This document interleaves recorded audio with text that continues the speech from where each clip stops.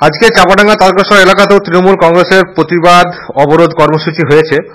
বিস্তারিত জানবো। ফোন লাইনে রয়েছে আমাদের প্রতিনিধি সুভাষ মজুমদার। সুভাষ, কি হলো, কোথায় কি হলো বলো।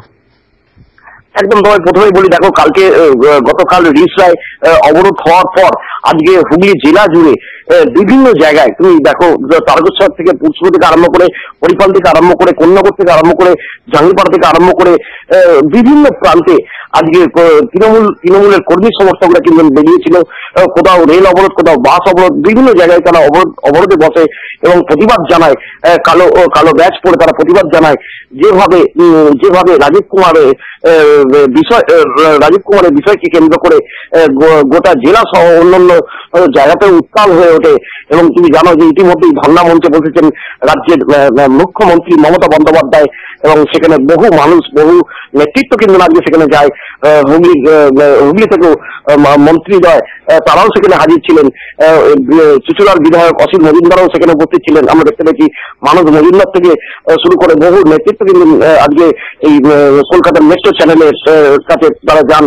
এবং পাশাপাশি তুমি দেখো তারকেশ্বর সহ আজকে আমরা দেখতে পেলাম তারকেশ্বর চাপাডাঙ্গা এলাকায় লালটু চ্যাটার্জির নেতৃত্বে, তুমি জানো যে কার্যকরী সভাপতি লালটু চ্যাটার্জি, তার নেতৃত্বে আজকে চাপাডাঙ্গা মোড় এলাকায় সেখানে অবরোধ চালায় এবং বেশ কিছুক্ষণ যানজট সৃষ্টি হয়।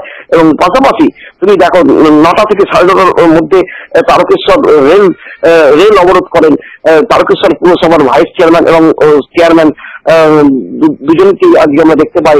এবং বহু নেতৃত্ব কিন্তু অংশ নেয় এবং সর্বোপরি যারা পথপ্রদর্শক তারাও কিন্তু এই নেতৃত্বে সামিল হয়। আমরা দেখতে পাচ্ছি সেই ছবি, তুমি দর্শককেও তুমি দেখাতে পারবে।